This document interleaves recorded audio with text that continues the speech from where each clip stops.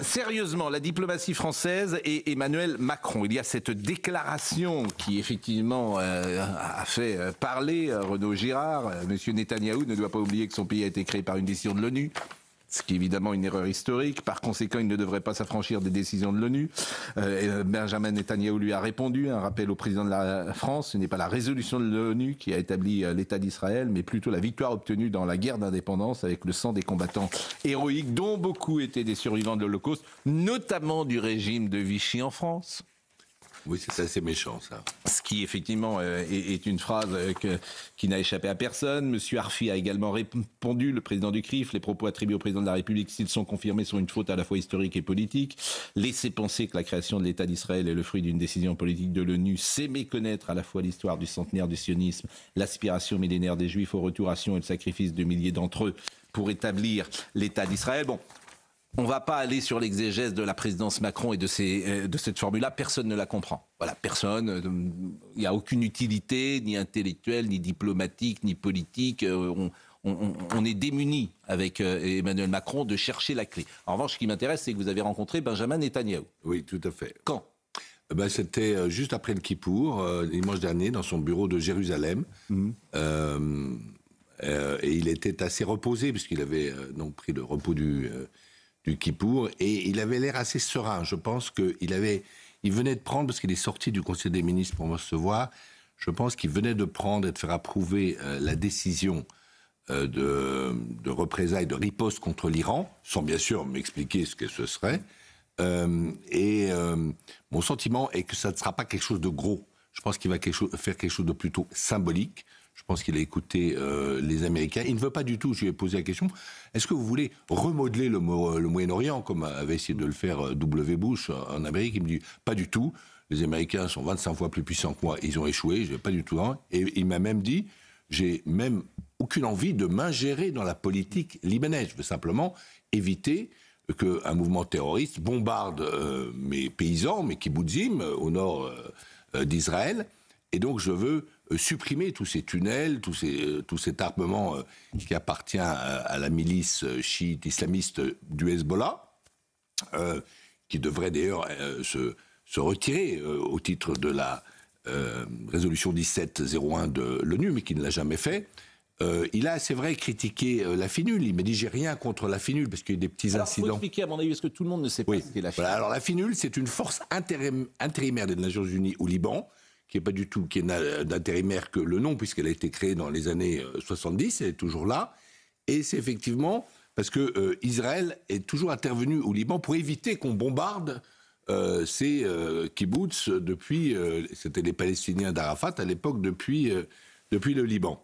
Et donc, en 2006, la FINUL a eu pour mission d'empêcher que le Hezbollah reste en dessous du fleuve Litani, c'est à peu près à 15 km au nord d'Israël. Et, comme l'a dit Netanyahou, eh bien, depuis 2006, la FINUL, où il y a 700 soldats français et d'autres nationalités, combien de missiles ont-ils arrêtés, missiles tirés sur le territoire israélien? Il m'a répondu, eh bien c'est simple, 0.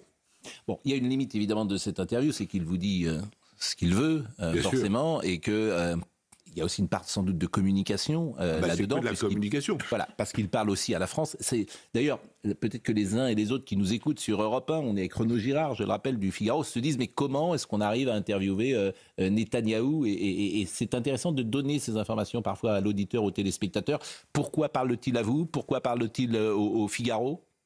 Alors, il me parle à moi, il sait très bien, j'ai fait plusieurs chroniques, mais chroniques du mardi assez critiques, d'Israël, notamment je trouvais que la destruction de Gaza n'était pas nécessaire, 70% des maisons sont détruites là-bas, etc. Mais il sait que je suis, comme on dit en anglais, puisqu'il parle parfaitement anglais, reliable. C'est-à-dire que s'il me donne une interview, je ne vais pas travestir ses propos.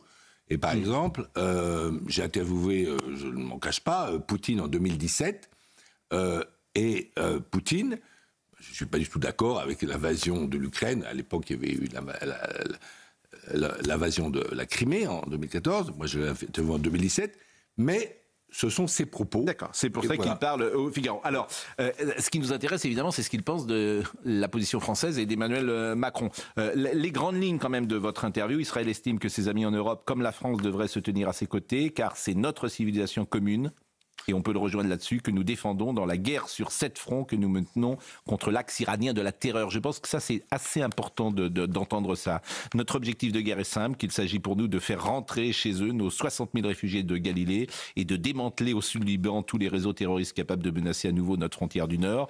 Nous n'avons strictement rien contre la FINUL. Il est vrai que le Hezbollah se cache souvent derrière des postes de la FINUL pour lancer des missiles contre nous. Ce sont quelques-uns des éléments les plus forts. Mais quel est son rapport personnel, si j'ose dire, avec Emmanuel Macron et diplomatique, et comment a-t-il interprété cette phrase que personne n'arrive à comprendre et déchiffrer? Et il a interprété cette phrase comme un lâchage d'Israël par un vieil ami d'Israël. Il faut se rappeler que le général Koenig, qui était le ministre de la guerre du général de Gaulle à la fin de la Deuxième Guerre mondiale, a beaucoup aidé Israël dans sa création. Et donc la France est considérée comme un ami de toujours d'Israël. C'est la France qui a donné, dans les années 50-60, la bombe atomique à Israël. Pour qu'Israël et quelles sont les conséquences? Ah bien, les conséquences, c'est qu'il dit, mais les Européens, enfin, pas tous les Européens, parce que par exemple les Allemands et les Anglais continuent à livrer des armes à Israël. Mais de voir que c'est la France qui prône l'embargo des armes contre Israël, en fait, ils pensent que la France se trompe d'adversaire au Moyen-Orient. Parce qu'en fait, ils trouvent que la France devrait savoir, enfin comprendre ce que c'est que l'idéologie du Hamas, du Hezbollah, elle le sait. l'Iran. Emmanuel Macron le sait. On ne peut pas lui faire ce procès. Ces mouvements qui attaquent Israël... Mais est-ce que les deux hommes se sont parlé depuis? Alors, ils se parlent beaucoup, ils se parlent au téléphone. Quand Emmanuel Macron est allé d'ailleurs, juste après le 7 octobre, voir Netanyahou, il a embrassé, etc. Il a montré une très grande solidarité. Il est allé d'ailleurs trop loin dans la solidarité, parce qu'il a dit, il a proposé quelque chose de très saugrenu, qui était une coalition internationale, Bien vous en sûr. avez parlé, Oui. contre le Hamas. Alors que le Hamas n'est pas un mouvement internationaliste, mais un mouvement local. Donc une coalition internationale La n'a aucun difficulté sens. d'Emmanuel Macron de le suivre. Alors, C'est ça qui est difficile. peut-être que le défaut d'Emmanuel Macron, c'est de vouloir toujours être aimé par ses interlocuteurs. Donc, quand il parle avec Netanyahou, Là, on est sur il veut une être psychologie. aimé. Pardonnez-moi, quand j'entends ça, on est sur une psychologie Alors que la je politique, récuse ça parce que je me dis que ce n'est pas possible. la politique, Je me dis qu'on peut pas arriver à l'arrivée de dire j'ai envie d'être aimé et que je et dis la à politique, vous avez raison, Pascal Pro, la politique, c'est choisir. La politique, c'est choisir. Je ne crois pas et ça, c'est mais ne bon, pas être aimé. c'est Voilà, un tout à être fait. Mais c'est pour ça, d'ailleurs, indéchiffrable. quand il s'est exprimé sur l'embargo qu'il prenait vis-à-vis d'Israël, c'était dans une sorte d'assemblée du Sud global, qui est plutôt opposée à Israël. Mais je pense effectivement qu'une vraie politique étrangère, c'est pas fait pour plaire. Et on faisait tout à l'heure... Elle se fait un moyen, et elle doit être vertébrée et très articulée. Elle ne peut pas changer de 180 degrés comme Et ça. manifestement, elle ne l'est pas aujourd'hui. J'ai égrené tout à l'heure l'Ukraine, l'Afrique, le Pacifique, tous les soucis que nous rencontrons. Alors, je vous propose d'écouter M. Larcher, qui était tout à l'heure l'invité de Sonia Mabrouk et qui est revenu sur la diplomatie française. J'ai été stupéfait que ces propos puissent être tenus. C'est d'abord une méconnaissance de l'histoire, de la naissance de l'État d'Israël, naissance qui n'est pas venue comme un acte notarié uniquement constaté par l'ONU, la création d'un foyer national juif en Palestine, terre d'origine du judaïsme aussi, comme d'autres religions d'ailleurs. Eh bien, je dois dire que est-ce que Emmanuel Macron s'est souvenu de la déclaration Balfour ? Est-ce qu'il a pris conscience de ce qui s'est passé pendant la Shoah et après la Shoah? En même temps, je dis, Israël doit respecter la FINUL. Oui. Mais au nom de ça, on ne peut pas mettre en doute l'existence de l'État d'Israël, comme je suis aussi, moi, pour une solution à 2 États. Mais tout le monde est pour une solution à 2 États. Aujourd'hui, elle sera sans doute... je ne sais pas ce que vous en pensez, vous connaissez bien cette situation. Parce que une fois qu'on a tout dit, l'avenir, c'est quoi? Et l'avenir, c'est quand? Quand est-ce que ça s'arrête? Alors moi, j'ai toujours été pour une solution à 2 États. J'étais là quand j'étais à Gaza quand. Oui, mais que vous le soyez. Voilà, non. Tout le monde l'aime, mais est-ce que c'est possible? Maintenant, je pense que. Alors, il faut savoir, Oui. Pascal Praud, qu'elle a été proposée plusieurs fois. Nous sommes d'accord. Mais l'avenir, selon vous? En 2008, par Olmert aux Palestiniens, ils ont toujours refusé. Nous sommes d'accord. Toujours Mais refusé. alors, quand est-ce que ça s'arrête? L'avenir, sans doute maintenant, puisque les Palestiniens ont toujours refusé, l'avenir, c'est sans doute. Comme me l'a dit Netanyahou, une autonomie politique maximum pour les Palestiniens, mais aucun pouvoir militaire de menacer Israël. Et ça pourrait être obtenu peut-être dans une confédération avec la Jordanie. Avec la Jordanie, parce que vous savez que la reine de Jordanie, par exemple, elle est palestinienne. Plus de la moitié de la population en Jordanie est déjà Et c'est quand? Parce que ce qui se passe à Gaza est un drame absolu. Alors ça, il faut que le drame de Gaza s'arrête. Et d'ailleurs, les Américains font une pression assez forte maintenant sur les Israéliens pour que ça s'arrête. Ils leur ont donné 30 jours pour régler la situation humanitaire. Sinon, eux aussi vont faire un embargo sur les armes. Et il faut qu'il y ait une solution. Alors la solution, ça peut être quoi? Ça peut être, par exemple, Mohamed Darlan, c'est un Gazaoui qui est très ami des Émiratis et qui pourrait revenir gouverner Gaza avec l'argent émirati et avec des professeurs et des instructeurs émiratis pour déradicaliser la population, pour que la population ne soit pas sous le joug de la population de haïr les Juifs. Comme si vous allez aux Émirats, c'est un pays arabe, et bien personne ne hait les Juifs. Merci. Et donc c'est ça le plan. Voilà. Merci en tout cas, Renaud Girard. Vous êtes un des plus grands spécialistes français de ce domaine. On peut vous lire dans le Figaro et vous faites partie des gens dont la parole évidemment est écoutée parce que crédible et que vous connaissez ces sujets depuis de nombreuses années. Bon, je vous propose peut-être, parce qu'on a beaucoup d'actualités, sauf si vous avez... Très court, Gauthier Lebray. Emmanuel Macron qui veut séduire ses interlocuteurs, c'est ce que disent nombre de personnes qui échangent avec lui. Il y a une séquence, j'en parlais avec un ministre important. Il ne veut pas nous séduire, nous, parce qu'il ne veut jamais. Parce qu'il ne veut pas échanger avec vous. Il ne veut pas nous séduire. J'en parlais avec un ministre... J'aimerais bien qu'il vienne nous séduire un matin. Je sais, depuis longtemps.